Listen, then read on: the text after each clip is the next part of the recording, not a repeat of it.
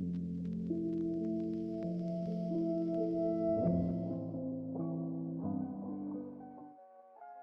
2035, um quinto da população mundial corresponde aos robôs antropomórficos fabricados pela empresa US Robotics.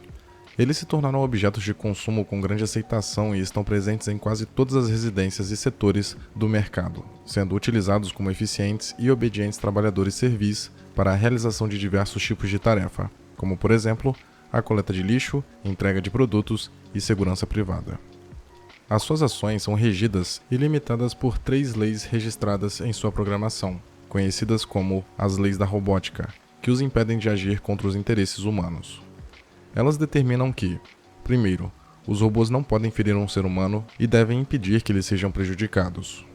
2. Os robôs devem fazer o que os humanos mandam, a não ser que conflite com a primeira lei. E 3. Os robôs devem se proteger, a menos que isso entre em conflito com as 2 primeiras leis. Neste mundo futurista e automatizado em quase todos os aspectos, Dell Spooner, detetive da divisão de homicídios da cidade, diverge da visão otimista predominante. Ele detesta os robôs, evita ao máximo qualquer tipo de interação com eles e está sempre à espera do momento em que eles irão cometer erros fatais ou voltar-se contra os humanos, ainda que esse dia pareça nunca chegar. Logo, sua desconfiança soa exagerada e infundada. Na sequência que se passa no apartamento do detetive, mesmo antes dele dizer qualquer palavra, já temos indício do seu ceticismo e sensação de deslocamento com relação ao meio em que vive, além de uma leve sugestão de paranoia. O lugar parece parado no tempo, em contraste com o restante dos cenários apresentados ao longo do filme, pois não contém nenhuma tecnologia de ponta considerada comum em 2035.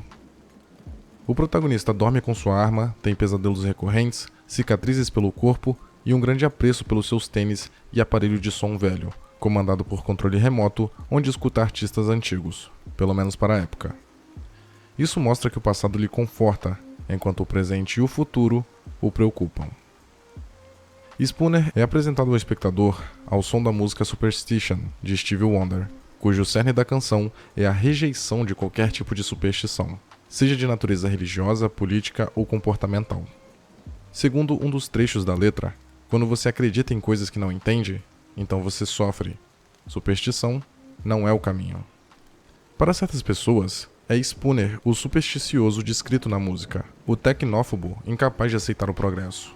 No entanto, na perspectiva dele, superstição é acreditar que se pode desfrutar do progresso tecnológico sem necessariamente correr algum tipo de risco. O ponto de virada de Eu, Robô é quando o Dr. Alfred Lanning, principal inventor da US Robotics, é encontrado morto no saguão da sede da empresa. Acontece que veio de Lanning o código de programação fundamental dos robôs com as 3 leis. Spooner, que já conhecia o cientista, é o encarregado de investigar o caso, que parece tratar-se de suicídio. Ele tem a chance de interagir com o holograma do doutor, que o instrui a fazer determinadas perguntas durante a investigação, como, por exemplo, por que ele cometeria suicídio. O protagonista investiga o escritório de Lanning e conclui que um homem da sua idade não poderia ter quebrado o resistente vidro dali. Além disso, ele encontra uma cópia do livro João e Maria e um novo modelo de robô, a princípio chamado Nestor Classe 5, ou NS5, que, quando confrontado, se recusa a cooperar e foge, violando as 2 primeiras leis. O detetive, então, passa a acreditar que o que houve foi, na verdade, um assassinato, cujo autor seria esse autômato. Ao lado da doutora Susan Calvin, especializada em psicologia de robôs, que também trabalhava na empresa, o protagonista procura entender o que realmente está acontecendo. Depois de ser capturado novamente, o NS5 demonstra comportamentos até então inéditos para uma máquina. Ele demonstra ter a capacidade de sentir medo, de sonhar, de ter moral e seguir sua vontade própria, inclusive desobedecendo às 3 leis que os outros modelos estão submetidos. Refere-se ao Dr. Lanning como pai e pede para ser chamado de Sonny. Acontece que esse robô foi programado pelo doutor através de um processador secundário para ser livre e questionar, o que remete à icônica frase de Descartes: penso, logo existo. Para o filósofo, o duvidar indicava necessariamente uma capacidade de pensar, e o pensar, necessariamente, indicava o estar vivo, o existir. Considerando esse critério, Sonny poderia ser equiparado a um humano, já que compartilhava a experiência de existir no mundo de forma autoconsciente. O próprio título do filme sugere uma máquina que fala em primeira pessoa. Eu, robô. Spooner, em determinado momento do interrogatório, questiona se um androide poderia pintar um belo quadro ou compor uma sinfonia. O robô devolve a pergunta, indagando se o detetive sabe fazer tais coisas, o que deixa o protagonista sem resposta. É óbvio que a habilidade de compor, criar ou identificar arte não é critério para definir humanidade, mas se fosse, o próprio detetive muito provavelmente não passaria no teste. Devido à falta de provas, Spooner é forçado a liberar Sonny e a Dra. Susan recebe ordens para exterminá-lo, já que a possibilidade de um robô capaz de violar as 3 leis poderia colocar em risco as vendas dos autômatos. Porém, ela é incapaz de fazer isso, pois nesse ponto, observando seu comportamento diferenciado, a personagem começou a sentir forte empatia pela criatura. A dinâmica entre o detetive e a psicóloga ao longo da narrativa é interessante por eles terem perspectivas diferentes sobre o mesmo problema que enfrentam. Spooner não confia na tecnologia dos robôs, enquanto Susan não só defende, como parece preferir a companhia deles do que a de seres humanos. Quando questionada pelo protagonista de forma mais incisiva do porquê os robôs seriam tão melhores que os seres humanos, ela é categórica ao dizer que eles não são irracionais e potenciais homicidas. A discussão a respeito do que seria um comportamento exclusivamente humano ou não, moral ou não, está fortemente presente durante todo o desenrolar do enredo, assim como o questionamento sobre que tipo de robôs seria o mais ideal e seguro para estar presente de forma tão intensa em uma sociedade regida por humanos. Quando Spooner revela a Susan o que originou sua raiva pelos robôs, ele culpa a falta de sensibilidade e discernimento dos androides pela tragédia que presenciou anos atrás. O personagem esteve envolvido em um acidente onde o carro de um pai com sua filha pequena caiu em um rio. Ao presenciar a cena, um robô pulou na água e salvou apenas Spooner, ainda que este ordenasse que a criança fosse salva. Contudo, essa escolha foi baseada em um procedimento de decisão aparentemente racional que o robô fez e que indicou que Spooner teria mais chance de sobreviver, com base na leitura de seus sinais vitais e probabilidades de risco. A criança teria apenas 11% de chance, já ele, 45%. Spooner discorda fortemente dessa conduta e acredita que essa foi a decisão errada.